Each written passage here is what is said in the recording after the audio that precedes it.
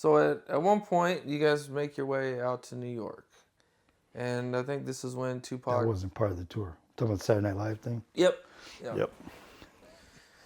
And you want to take me through it? Through your experience? Without mentioning other people. We talked about this earlier. I'm gonna tell you how I felt in the situation.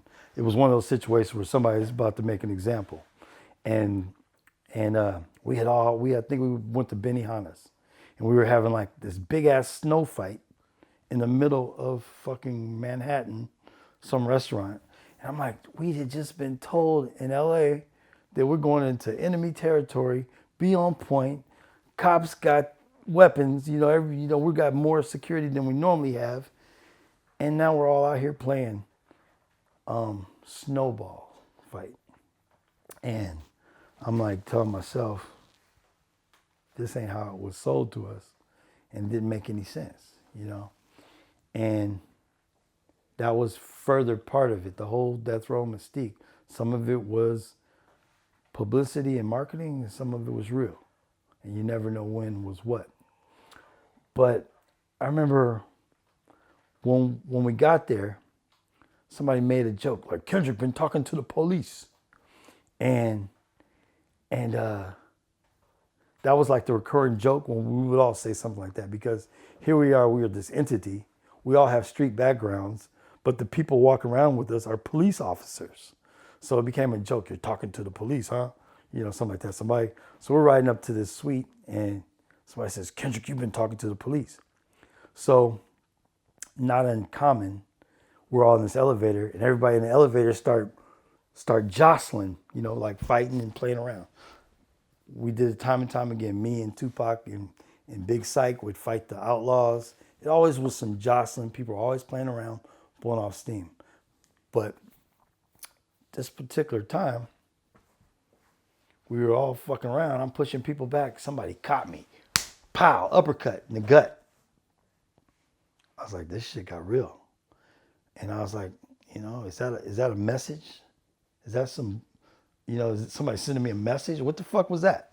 I didn't know who did it because so many people in the elevator, but somebody caught me. Everybody else was just playing around because everybody else genuinely liked me. I'm a likable dude. I don't have no problems with nobody. But somebody hit me. Somebody stole. So that was either somebody doing something stupid on their own because they could and they didn't like me maybe, or maybe somebody told somebody to do that. Like I say, I'm in Hollywood, this weird ass shit where shit goes. You just kind of roll with it. And I'm like, okay, catch me when we get off the elevator. I'm not no tough guy, but I'm like, yeah, nobody fessed up to it. And then, so we all go upstairs, and everybody's up there playing and shit, shenanigans. And incident happened I told you about. And I'm like, man, I don't know who hit me. I don't know what's going on. I don't know what point they're trying to make. And Tupac didn't come up. So I'm like, what the fuck? So I went to Tupac's room and told him what was going on. And he got upset about it. Like, you let him hit you? You let him do this? Like, well, what the fuck you want us to do? Kick 17 motherfuckers' asses? You want me to, you know about this label just like I know about it. And in that moment, how Tupac was overacting, how he was tripping, like same thing happened kind of like in New Orleans where he was like, he would overcompensate to act like he was in charge just so he didn't have to confront Suge, so he let Suge do whatever he wanted to. So at this point, I felt like I'm entering the playing field, and that's not what I signed up for. So I told him I quit. I left. That's when it was over for me. When he did not have my back, I was done. Did you feel like the Tupac didn't really have control of these things? Do you feel like he wanted to have your back, but it was just nothing he could do? I feel like trying to have my back or everybody's back, because a lot of people came and gone.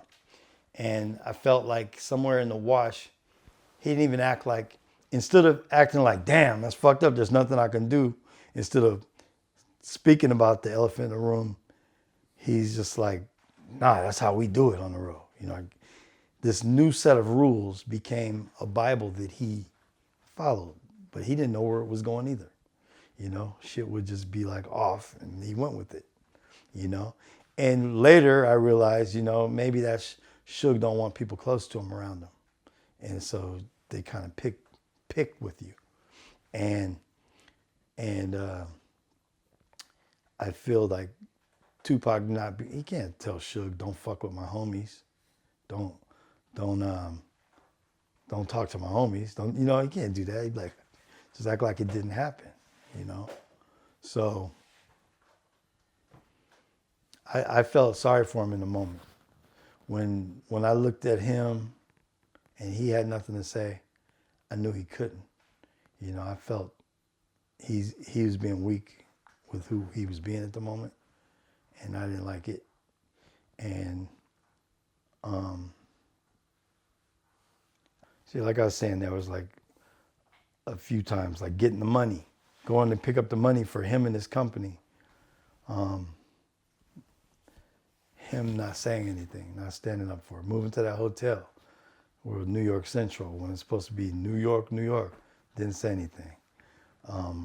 Suge ruffling my feathers, never said nothing, you know. It was like I knew his hands were tied, and I knew that he was loyal to who got him out of jail, and I knew this was his dream, you know, but it wasn't mine, you know. I still had things back in Sacramento. I still had things. I had money. I wasn't broke. I wasn't like a crony. I was somebody who genuinely wanted to be part of the record business. And my homie, one of my best homies, homie I fed and slept around and womanized with and learned things and taught things to, was in a situation that he did not control. And I couldn't be controlled by a person that was controlled by another person. So I left. All right. And pretty much that was it for me with Death Row. And, you know, I talked to Tupac a few times after that. Then he got killed.